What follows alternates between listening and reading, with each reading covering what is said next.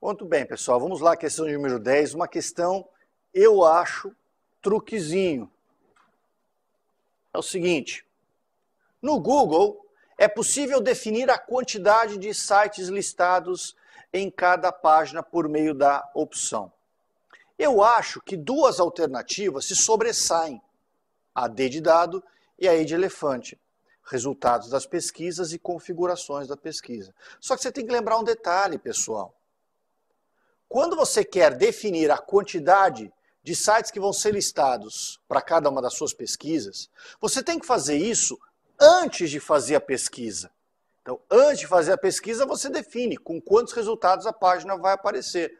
E quando você define, altera, muda, personaliza, configura. Portanto, o gabarito da questão número 10, simples assim, é a alternativa E de elefante. Agora, é claro, né? Quando o enunciado da questão traz, é possível definir a quantidade de sites listados. A quantidade de sites listados, site listado é o resultado da pesquisa, então a D de dado tem um termo, tem uma expressão, aliás, que poderia, né, fazer você ser atraído ao lugar errado. Questão número 10, porém, o gabarito é a alternativa E de elefante. Questão 11. Presta atenção, hein, galera? Ó, considere os seguintes motivos que levaram diversas instituições financeiras a utilizar teclados virtuais nas páginas da internet. 1. Facilitar a inserção dos dados das senhas apenas com o uso do mouse. Ora, pessoal, esquece o enunciado como um todo. O teclado virtual permite e até facilita que eu possa usar o mouse? Sim, mas foi por causa disso que o banco desenvolveu o teclado virtual? Não, galera. O teclado virtual só foi desenvolvido por causa daquele maldito spyware que vem roubar o que a gente está fazendo via teclado, né? Então, cria-se o teclado virtual. Então, o item número 1 até parece verdadeiro, mas não se adequa ao enunciado que especifica a questão das instituições financeiras. O item 1, errado. Item 2, a existência de programas capazes de capturar e armazenar as teclas digitadas pelo usuário no teclado de um computador. Verdade, né? Um dos spyware, aquele famoso keylogger, o primeiro, então capturava tudo que você fazia através do seu teclado. Então o teclado virtual era para evitar esse tipo de ataque. O item número 2 é correto. 1 é falso, 2 é correto. Agora, o item 3 é aquilo que hoje em dia se chama classicamente de politicamente incorreto, né? Também chamado de humor negro. Olha só, possibilitar a ampliação dos dados do teclado para o uso de deficientes visuais. Quer dizer, a questão é tão horrível, galera, que qualquer observação que eu faça, qualquer comentário que eu faça sobre ela, e aqui eu quero ser muito cuidadoso, vocês sabem que eu gosto de brincar, mas tem coisas que eu acho que a gente não deve brincar, né? Mas veja, o teclado virtual, tentando falar o mais sério possível disso, o teclado virtual está presente onde? Na tela do computador. Ora, se o deficiente visual, por não ter a capacidade de enxergar, não consegue usar o teclado físico, como é que ele vai usar com o cursor do mouse o teclado virtual, não é, galera? E tem mais. Deficiente visual precisa mesmo de teclado físico. Por quê? Há um teclado especial para deficientes visuais, que tem sobre cada tecla, para nós, o que o teclado mostra? O desenho da letra A, do lado direito dela, o desenho da letra S, o desenho da letra D, não é? Assim é o nosso teclado. Para os deficientes visuais, o teclado tem o símbolo em braille.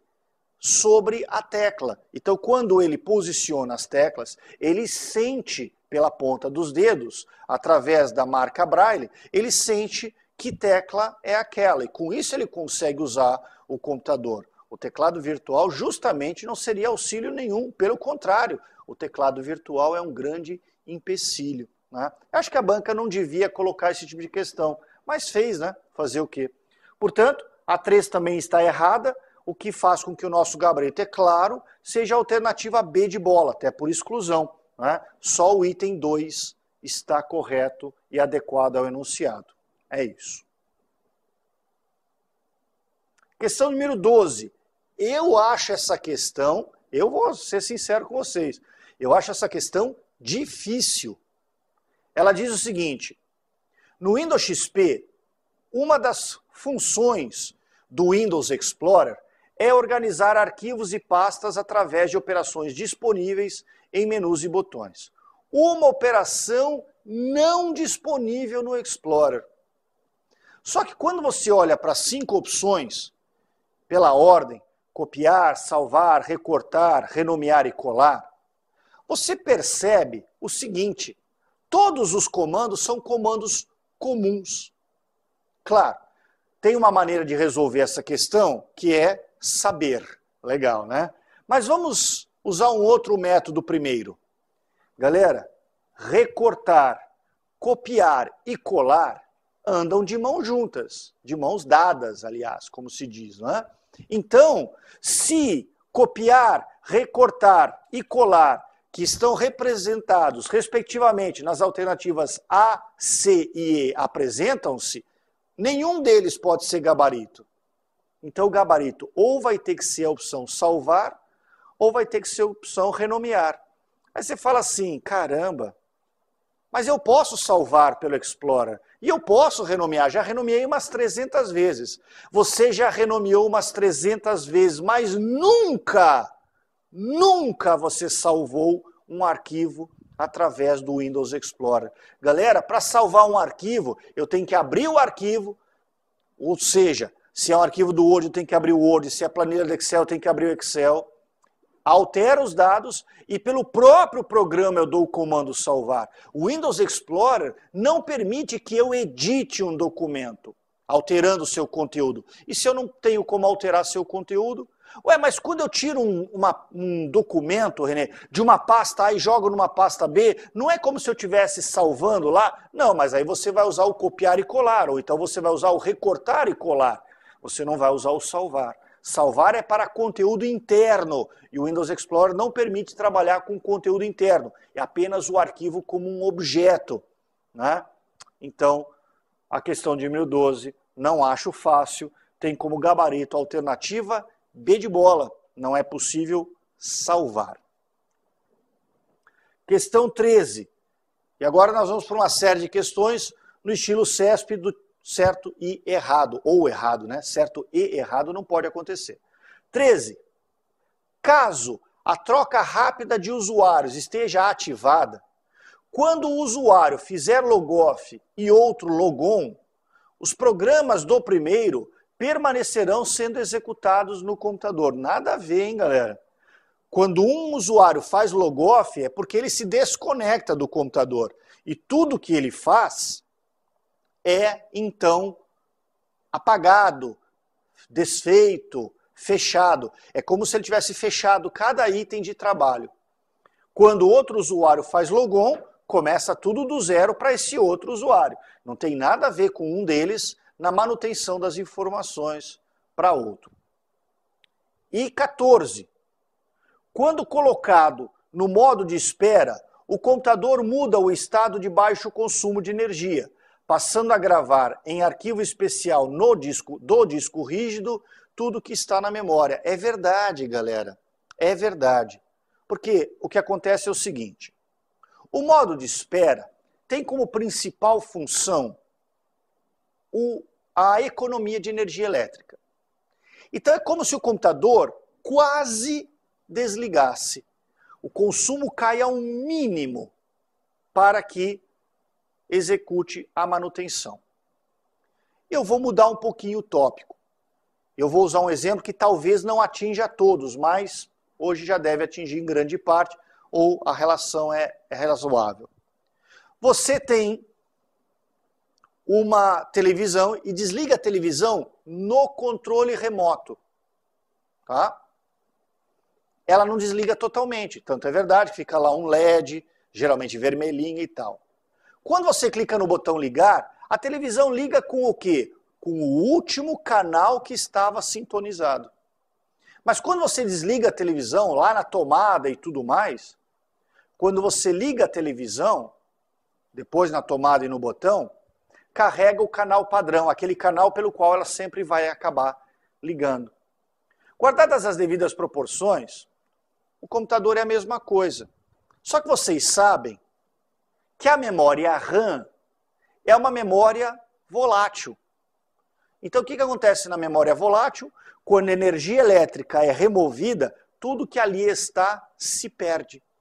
Então o que o computador faz? Quando você aciona o modo de espera, o Windows pega tudo que está na memória RAM, na tal da memória principal, e faz uma cópia para o disco rígido.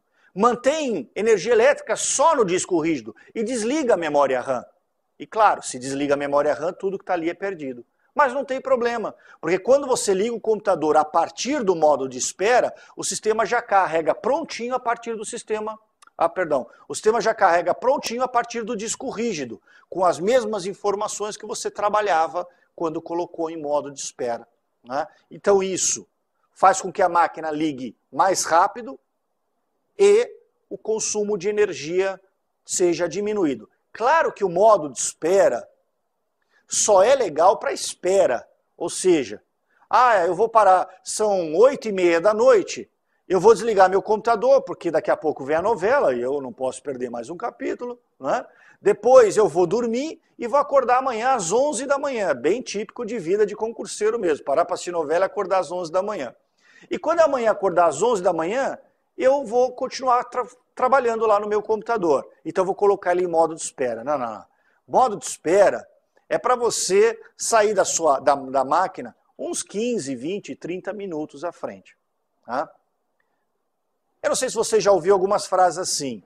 Primeiro, a tal da lâmpada fria, lâmpada fluorescente. Alguém chega para você e diz assim, não, você vai só sair dessa sala aqui, você vai lá na outra sala e volta daqui a 10 minutos, nem desliga a lâmpada. Porque a lâmpada fluorescente consome muita energia elétrica para ligar, depois ela gasta pouca energia. Né? Modo de espera é a mesma coisa, galera.